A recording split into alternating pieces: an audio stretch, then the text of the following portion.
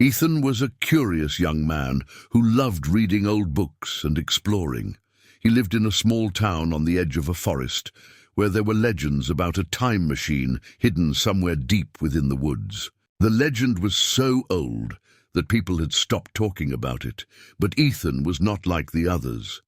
He believed there was something behind these stories. One night, while reading an ancient manuscript passed down from his grandfather, he found a reference to a hidden cave in the forest where the time machine was said to be buried. Ethan decided to embark on an adventure and explore the forest to find this cave. At the first light of dawn, he set off with a backpack full of supplies.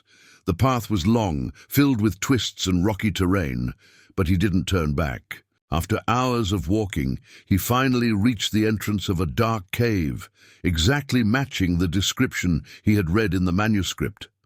The entrance was narrow, but he managed to crawl through until he reached a large chamber filled with mysterious symbols and engravings on the walls. In the center of the room, he found something resembling a large chair surrounded by old metal machines.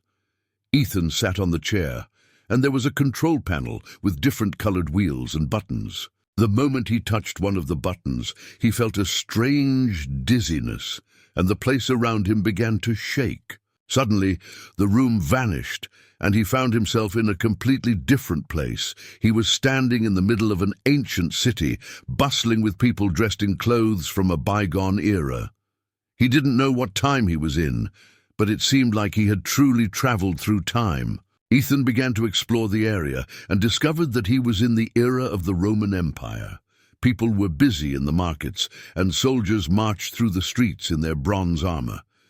He spent some time getting to know this era, observing how life was. Then Ethan decided to return to the time machine and adjusted the buttons again.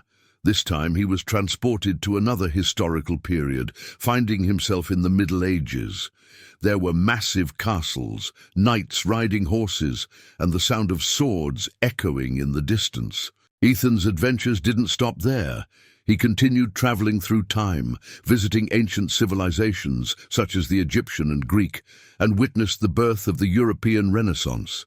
He learned a lot about different cultures and met many historical figures he had only read about in books. But he began to feel that something was missing. Despite the beauty of the journey, there was no one to share these adventures with. He decided to return to his original time, but there was a problem. The time machine's control panel was old, and the buttons were no longer working properly. He tried desperately to reset the machine, but it stopped working entirely.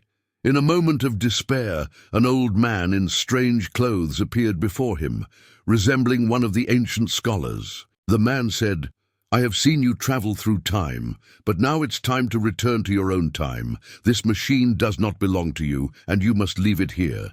Ethan, astonished, asked, "Who are you?" The man replied, "I am the guardian of time. I am the one who maintains the balance of time and prevents anyone from tampering with it. You have learned much on your journey, but now you must return to your place." With a press of the man's hand on the control panel, the machine began working again, and suddenly Ethan found himself back in the forest, standing at the cave entrance. The sun was setting, as if no time had passed since he had left.